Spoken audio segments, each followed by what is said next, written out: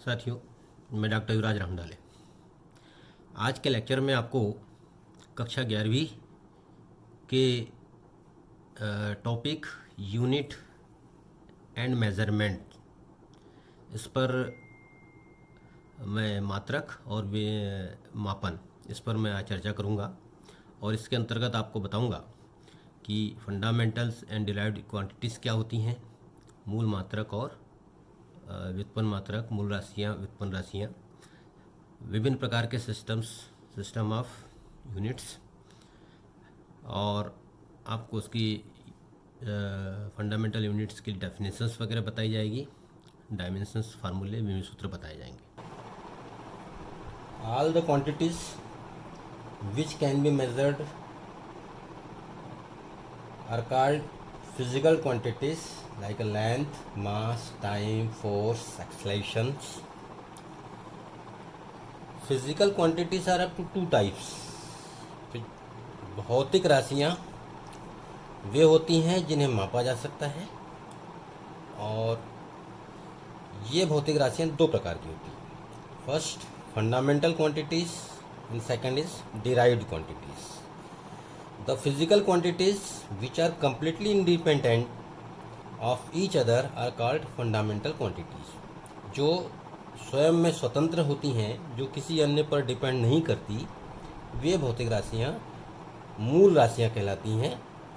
और derived quantities, the physical quantities which can be derived from the fundamental quantities are called derived quantities. व्युत्पन्न राशियाँ, वे राशियाँ जो fundamental quantity से बनती हैं, वो डिराइव्ड क्वांटिटीज कहलाती हैं। फंडामेंटल क्वांटिटीज़ में क्या आ जाएगी? Length, mass, time, temperature, electric current, quantity of matter, luminous intensity, ये 7 क्वांटिटीज़ फंडामेंटल क्वांटिटीज़ मानी गई हैं। और the unit of fundamental quantities are called fundamental units. Similarly derived quantities कौन सी होगी? जो फंडामेंटल क्वांटिटी से बनेगी, मूल राशियों से बनने वाली राशियाँ व्युत्पन्न राशियाँ, जैसे एरिया, क्षेत्रफल, लेंथ इंटू ब्रेथ। लंबाई और चौड़ाई को मल्टीप्लाई कर दिया जाता है तो क्षेत्रफल बनता है, और दोनों लेंथ की हैं तो लेंथ का स्क्वायर हो जाएगा। स्पीड, डिस्टेंस अपॉन टाइम, और डिस्टेंस लेंथ होता है तो लेंथ अपॉन टाइम। इसमें दो क्वांटिटीज यूज़ की गई है फंडामेंटल क्वांटिटी, लेंथ और टाइम, इसलिए ये डिराइव्ड क्वांटिटी कहलाएगी। The units of derived physical quantities are called derived units. यानी जो डिराइव्ड यूनिट फिजिकल क्वांटिटीज़, जिन डिराइव्ड क्वांटिटीज़ की जो यूनिट्स होंगी वो डिराइव्ड यूनिट कहलाएगी। फंडामेंटल क्वांटिटीज़ की जो यूनिट होंगी वो फंडामेंटल क्वांटिटीज़ कहलाएगी। अब बात आती है कि नीड ऑफ मेजरमेंट, मापन की आवश्यकता क्यों पड़ी? The process of measurement of a physical quantity actually involve its comparison with the standard reference of the same kind. Means measurement क्या होता है कि किसी भी फिजिकल क्वांटिटीज़ का एक स्टैंडर्ड रेफरेंस लेते हैं, एक मापन लेते हैं, माप लेते हैं, वास्तविक माप, और वो स्टैंडर्ड माप से कोई फिजिकल क्वांटिटी कितने टाइम इन्वॉल्व है, ये यदि हम देख लें तो उसको हम मापन कहते हैं, मेजरमेंट कहते हैं। अब एक्चुअल में measurement is the method of comparison. ये कंपेयर करना कि वो जो हमने एक यूनिट तैयार की है, एक स्टैंडर्ड रेफरेंस तैयार किया है, वो उस क्वांटिटी में कितने बार शामिल है, उसका कंपैरिजन करना ही है एक मेजरमेंट कहलाता है। ठीक है। एक्चुअल में मेजरमेंट की हमको ज़रूरत क्यों पड़ती है? फॉर एग्ज़ाम्पल कि किसी का टेम्परेचर अगर हम मेज़रमेंट करते हैं, अगर हम किसी को छू कर देखें कि ये कितनी गर्म है या ठंडी है, तो हम केवल ये पता लगा सकते हैं कि वो कितनी ज़्यादा गर्म है। पर कभी कभी ये अनुमान जो लगाया जाता है वो भी गलत हो जाता है। वो परिस्थिति पर डिपेंड करता है कि आप उसको गर्म या ठंडा महसूस करें। अगर आप एक ठंडे एटमॉस्फेयर से किसी वस्तु को छुएं, मान लीजिए आपका हाथ पहले से बर्फ़ को लगा हो, और वो किसी टेम्परेचर की वस्तु को छुएंगे तो आपको ऐसा लगेगा कि वो वस्तु बहुत गर्म है। और उसी समय यदि आप अपने हाथों को गर्म पानी में डुबा दें और उसके बाद उस वस्तु को छुएंगे तो ऐसा लगेगा कि वस्तु का टेम्परेचर कम है, जबकि एक ही वस्तु को आपने दोनों कंडीशन में छुआ है। तो इसलिए हम ये कहें कि अनुमान से काम नहीं चल सकता, हमें हर हालत में एक मेजरमेंट की आवश्यकता होगी, मापन की जरूरत पड़ेगी। इन measurement of physical quantities expressed by numbers, मापन में भौतिक राशियाँ नंबर से जानी जाती हैं और व्यक्त की जाती हैं। For quantitative estimation the measurement of physical quantity is very essential. किसी भी वस्तु के क्वांटिटिव एस्टिमेशन के लिए संख्यात्मक ज्ञान के लिए हमको मापन की आवश्यकता पड़ती है। अब बात आती है यूनिट। यूनिट किसे कहते हैं? The reference standard for the measurement of the given physical quantity is called the unit of that physical quantity. मतलब उस रेफरेंस स्टैंडर्ड रेफरेंस को हम जो मापन में किसी भौतिक राशि के लिए यूज़ किया जाता है हम उसको उसकी यूनिट कहते हैं। To express the magnitude of physical quantity the following two are essential. किसी भी फिजिकल क्वांटिटी के माप को या मैग्नीट्यूड को दिखाने के लिए हमको दो चीज़ की ज़रूरत पड़ेगी। पहली होगी यूनिट और दूसरा होगा न्यूमेरिकल वैल्यू। जैसे मान लीजिए कि किसी की लेंथ को आप व्यक्त करना चाहते हैं तो आप उसको 5 मीटर बोलेंगे तो वो एक्सप्रेस हो जाएगा, पर केवल 5 कह देंगे तो वो एक्सप्रेस नहीं होगा, जो वहाँ न्यूमेरिकल वैल्यू है। और केवल मीटर कह देंगे तब भी वो यूनिट है। आपको न्यूमेरिकल वैल्यू और यूनिट दोनों ज़रूरत पड़ेगी। और इसीलिए किसी भी फिजिकल क्वांटिटी को the value of physical quantity is given by product of its numerical value and unit u, therefore q equal to N U. That is ये फिजिकल क्वांटिटी जो है ये आप एन यू के रूप में लिखेंगे, जब यहाँ पर एन जो है वो इसकी न्यूमेरिकल वैल्यू है और यू उसकी यूनिट है। 5 मीटर मीन्स एन यहाँ 5 हो गया और यू वहाँ पर मीटर हो गया। तो इस प्रकार से हम किसी भी क्वांटिटी को यूनिट और न्यूमेरिकल वैल्यू से दिखा सकते हैं। For the given fix the physical quantity if the unit is change then its numerical value also change.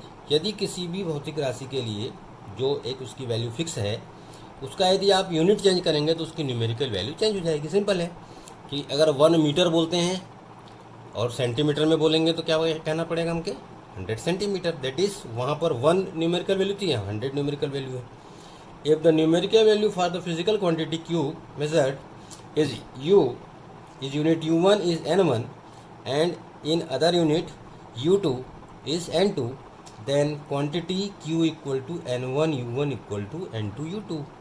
1 meter equal to 100 centimeter means n into you multiply करते हैं तो constant है और उसको आप इन्वर्सली प्रोपोर्शनल में लिख सकते हैं कि n is inversely proportional to U. Unit बड़ी होगी न्यूमेरिकल वैल्यू कम आएगी, यूनिट छोटी होगी न्यूमेरिकल वैल्यू ज़्यादा आएगी। अब characteristics of a standard unit. Unit की कौन कौन सी विशेषताएं होनी चाहिए ये बहुत इंपॉर्टेंट है। It should be well defined. Unit को वेल डिफाइंड होना चाहिए, वो पूर्णतः परिभाषित होनी चाहिए। It should be suitable size, वो उसका साइज इतना हो कि जो उपयुक्त हो उपयोग किया जा सके। मीन्स अगर आपको छोटी लेंथ नापना है तो सेंटीमीटर यूज़ करना चाहिए, किलोमीटर में नहीं नाप सकते। और बड़ी लेंथ यूज़ करनी है तो किलोमीटर यूज़ कर सकते हैं, सेंटीमीटर नहीं कर सकते। जस्ट लाइक मतलब उसका साइज सुटेबल होना चाहिए। It should not be change with time and place, हर जगह हर समय पर वह स्थिर रहे, चेंज नहीं होना चाहिए। It should not be affected by the change in physical condition such as pressure temperature, भौतिक परिस्थितियों से ताप से अन्य के कारण उसमें चेंज नहीं होना चाहिए, यानी वो कांस्टेंट होना चाहिए। It should be acceptable to all, सभी के द्वारा स्वीकार किया जाए। अगर हमने यूनिट बनाए हैं और यदि कोई दूसरा उसको स्वीकार नहीं कर पा रहा है तो उसका कोई इम्पोर्टेंस नहीं रहेगा। It should be easily convertible in other similar units, वो एक यूनिट जो है वो सिमिलर दूसरी यूनिट में आसानी से कन्वर्ट हो जानी चाहिए। एक इम्पॉर्टेंट बात आती है। तो ये एक यूनिट्स की विशेषताएं हैं, ये भी इम्पॉर्टेंट है। अब बात आती है कि हम यूनिट्स को कितने सिस्टम में व्यक्त करते हैं। System of units. तो अब तक जो यूनिट्स हमने यूज़ की हैं उसमें अब तक 4 सिस्टम्स आप ने यूज़ किए हैं, जिसमें पहला सिस्टम सीजीएस सिस्टम कहलाता है, सीजीएस प्रणाली, एफपीएस सिस्टम, एफपीएस प्रणाली, एमकेएस सिस्टम, एमकेएस प्रणाली, और एसआई सिस्टम, एसआई पद्धति, एसआई सिस्टम। इनमें CGS system centimetre gram second, ये लेंथ, मास और टाइम की यूनिट है, इसे फ्रेंच सिस्टम भी कहते हैं।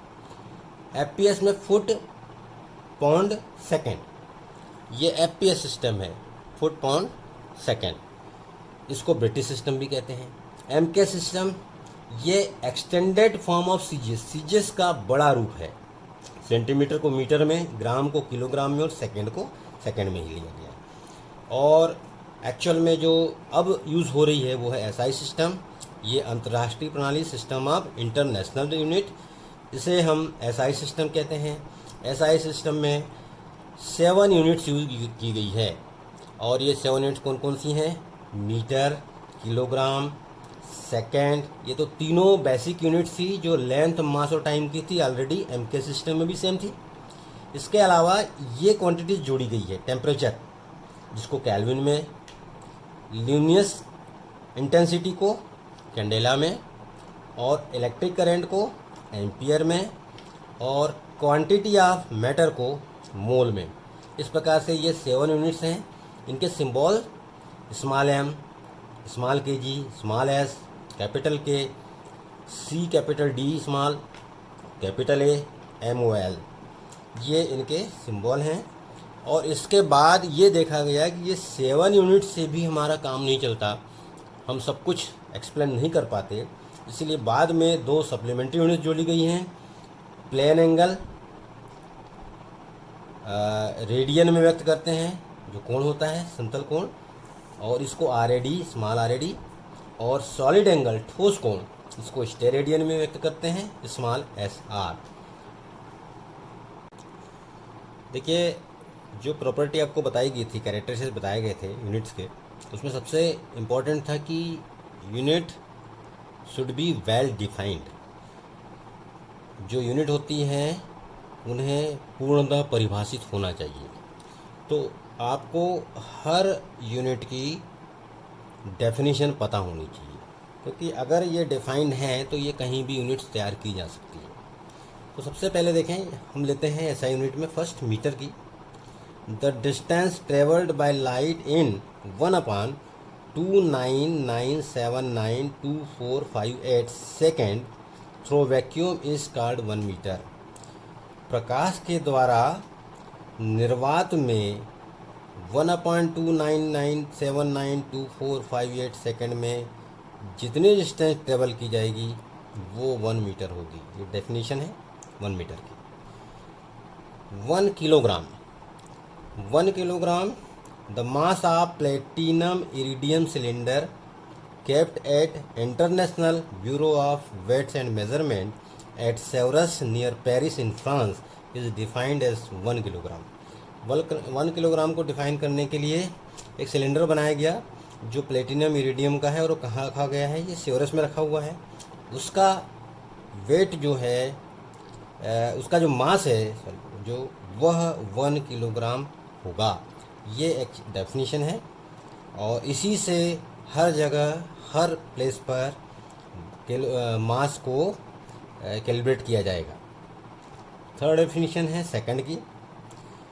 1 second is the duration in which caesium 133 atom max 9192631770 vibrations in atomic clock.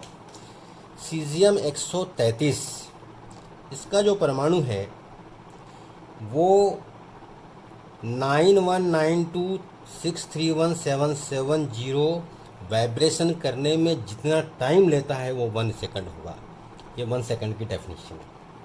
Kelvin, 1 kelvin is the 1/273.16 of the thermodynamical temperature of triple point of water. Triple point of water, पानी का जो त्रिक बिंदु होता है वो 273.16 केल्विन माना गया है। तो उसका 1/273.16 पार्ट जो होगा वो 1 केल्विन डिफाइन किया जाएगा। इसी प्रकार से कैंडेला को डिफाइन करना है।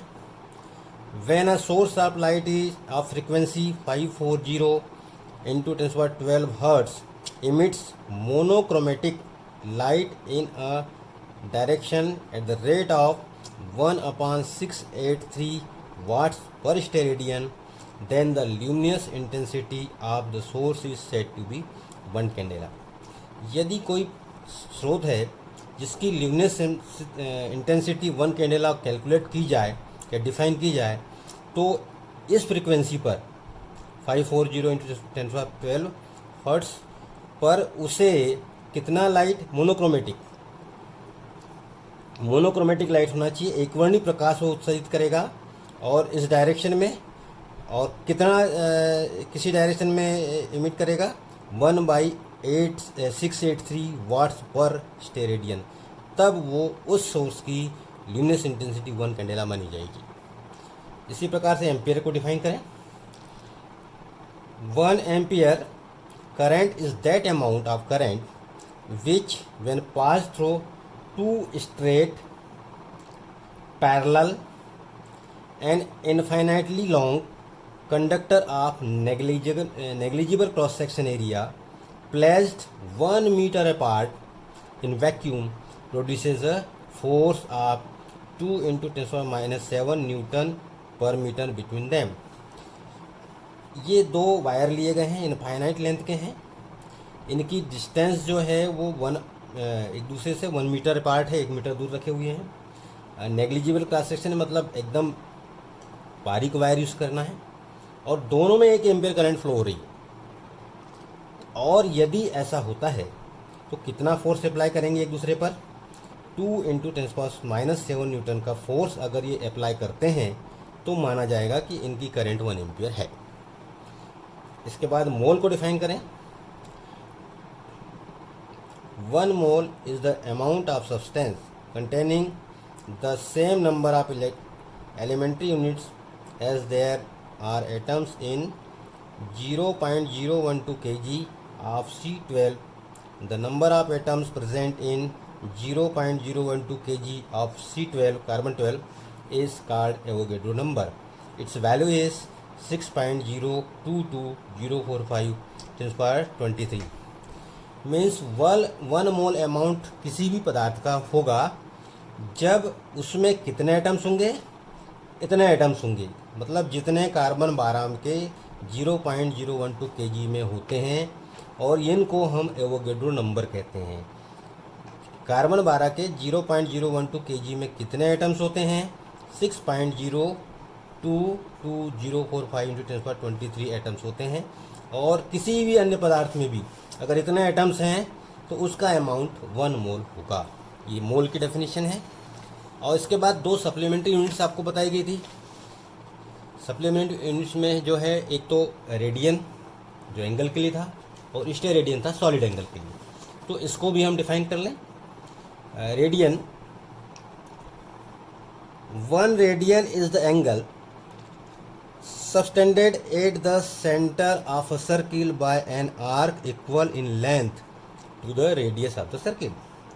अगर हम एक सर्किल लेते हैं और इसमें रेडियस r है और इसकी जो आर्क है वो ds है, तो एंगल का डेफिनेशन आप जानते हैं, angle equal to arc upon radius, d theta equal to ds by r. ds और r दोनों सेम हो जाएं तो ये कैंसिल हो जाएंगे, तो कितना बच जाएगा 1 रेडियन। मतलब आर्क जितनी है उतना ही रेडियस है, और दोनों इक्वल हैं तो सेंटर पर कितना एंगल फॉर्म करेंगे, 1 रेडियन एंगल फॉर्म करेंगे। ये 1 रेडियन की डेफिनेशन हो गई। सिमिलरली स्टेरेडियन होता है सॉलिड एंगल। सॉलिड एंगल की डेफिनेशन जो होती है वो एरिया अपने किसी पॉइंट पर बनाता है। तो यहाँ पर देखिए हमने एक स्मॉल एरिया लिया हुआ है ds, और ये रेडियस r ली है, और सॉलिड एंगल का फार्मूला होगा d omega equal to d s by r square. ठीक, इसमें d s by r square 1 तब आएगा जब d s equal to r square होगा। डी एस से आर स्क्वायर कैंसिल हो जाएगा और डी ओमेगा की वैल्यू 1 स्टेरेडियन हो जाएगी, तो डिफाइन कर सकते हैं 1 steradian is the solid angle subtended at the centre of sphere bye that surface of sphere which is equal to in area to square of the radius of the sphere.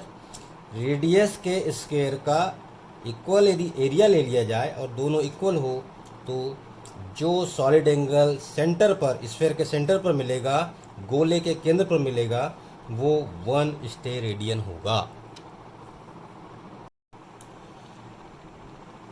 अब इसके बाद हम देखते हैं dimensional formula, विमीय सूत्र। The expression which gives the relation of derived unit of a physical quantity with the fundamental units in term is termed as dimensional formula of a given physical quantity। किसी भी भौतिक राशि का dimensional formula विमीय सूत्र वह होता है जो किसी डिराइव्ड यूनिट को जो फंडामेंटल यूनिट्स में प्रदर्शित करता है। Dimensional formula is always written as square bracket. हमेशा विमीय सूत्रों को एक स्क्वायर ब्रैकेट के अंदर लिखा जाता है। The dimensional formula of 7 fundamental units is in SI system are written as mass capital M in bracket, length capital L, time capital T, temperature capital K, electric current capital A, luminous intensity capital C small D in bracket and quantity of matter M O L small. इस प्रकार से हम M L T K A C D mol इस term से हम किसी physical quantity को show कर सकते हैं। In mechanics M L T, mechanics में केवल एम एल टी यूज होता है जनरली। इन थर्मोडाइनमिक्स उष्मागतिकी में एम एल टी और के केल्विन यूज होता है। इन मैग्नेटिज्म एंड इलेक्ट्रिसिटी, चुंबकत्व में और विद्युत में एम एल टी और एम्पियर यूज होता है। And in optics M L T and C D R use in to represent the dimensional formulas. तो इस प्रकार से हम डायमेंशनल फार्मूलों में यूज़ करेंगे एम एल टी और भी अदर को। The dimensional formula of physical quantity should be written as M power A, L power B, T power C. यहाँ पर ये बी सी जो पावर्स हैं ये एक्चुअल में इनकी डायमेंशंस कहलाएगी कि मास की डायमेंशन कितनी होगी, ए होगी, लेंथ की कितनी होगी, बी होगी, टाइम की कितनी होगी, सी होगी, या other. For example volume, length into breadth into height. Length तीनों बार होगा, इसलिए लेंथ पर पावर 3 होगी। तो dimensional formula of volume is M zero L cube and T zero. Zero means इसमें ये फिजिकल ये यूनिट जो मैं जीरो की पावर लगाने का मतलब ये होगा कि फंडामेंटल यूनिट में मास यहाँ पर नहीं है, केवल लेंथ है। इसी प्रकार से हम देखें कि और भी एक दो एग्जांपल से समझ सकते हैं। स्पीड डिस्टेंस अपॉन टाइम, और वेलोसिटी लेंगे तो डिस्प्लेसमेंट अपॉन टाइम। डिस्टेंस और डिस्प्लेसमेंट लेंथ होगा upon time T, L T minus 1 M zero, that is dimensional formula of speed और velocity is L T minus 1। Acceleration same, change in velocity upon time. Change in velocity means velocity होगा, velocity का formula L T minus 1 और time T, therefore M zero L T minus 2, that is dimensional formula of acceleration is L T minus 2। इसी प्रकार से आप सभी physical quantities के dimensional फार्मूले तैयार कर सकते हैं और लिस्टिंग करें इसे और याद करें, तैयार करें। आपको हर फिजिकल क्वांटिटीज़ के डायमेंशनल फार्मूले बनने चाहिए। अब हम देखते हैं कि इन डायमेंशनल फार्मूले के क्या यूज़ हैं, एप्लीकेशंस क्या हैं। तो एप्लीकेशन ऑफ डायमेंशनल फार्मूले और dimensional analysis to check the correctness of an equation. किसी इक्वेशन, मैथमेटिकल इक्वेशन जो फिजिक्स में आप यूज़ करते हैं उसको आप चेक कर सकते हैं डायमेंशनल फार्मूले से। कैसे चेक करेंगे? इसके लिए आप उस इक्वेशन के लेफ्ट साइड के डायमेंशनल फार्मूले और राइट साइड के डायमेंशनल फार्मूले इक्वल होने चाहिए, तभी और या हर पार्ट उसका सेम डायमेंशनल फार्मूला का होगा, जिससे हम उसकी करेक्टनेस चेक कर सकते हैं। Next use to establish the relationship between different physical quantities. विभिन्न भौतिक राशियों के बीच में आप संबंध स्थापित कर सकते हैं, रिलेशनशिप इस मेथड से डायमेंशन एनालिसिस से प्राप्त कर सकते हैं। Next, conversion of one system of units into another. System of units में एक सिस्टम से दूसरे सिस्टम में आप फिजिकल क्वांटिटी को कन्वर्ट कर सकते हैं। तो ये एक इम्पॉर्टेंट यूज़ है एक सिस्टम से दूसरे सिस्टम में कन्वर्सन करने के लिए। और एक और यूज़ है to determine the unit of the physical quantity. किसी भी भौतिक राशि की अगर आप चाहें तो इस मेथड से यूनिट निकाल सकते हैं। इस प्रकार से हम इन सारे यूजेस को सेपरेटली इक्वेशंस के साथ सॉल्व करके देख सकते हैं, प्रैक्टिस कर सकते हैं। यूनिट्स एंड मेजरमेंट के अंतर्गत फंडामेंटल एंड डिराइव्ड यूनिट्स, मूल और व्युत्पन्न राशियाँ, मात्रक, सिस्टम ऑफ यूनिट्स, मात्रकों की पद्धतियाँ, और डेफिनेशंस ऑफ यूनिट्स, डायमेंशनल फार्मूले, विमी सूत्र और विमी सूत्र के उपयोग, एप्लीकेशंस ऑफ डायमेंशनल फार्मूले आदि पर आज इससे चर्चा की गई है। ये सब्जेक्ट्स में बहुत ही इम्पोर्टेंट है। आपको क्लास 11th और 12th में जितनी भी फिजिकल क्वांटिटीज़ आती हैं इनकी आपको यूनिट्स मालूम होना चाहिए, उनके डायमेंशन फार्मूले मालूम होना चाहिए और डेफिनेशंस पता होना चाहिए। अगर आप इस चैप्टर को बहुत अच्छे से तैयार करते हैं तो निस्संदेह आपका बेस तैयार होगा और 11th और 12th दोनों क्लासेस में इसका फ़ायदा मिलेगा। अतः मैं आपसे चाहूँगा कि आप इस चैप्टर पर बहुत मेहनत करें। Thank you.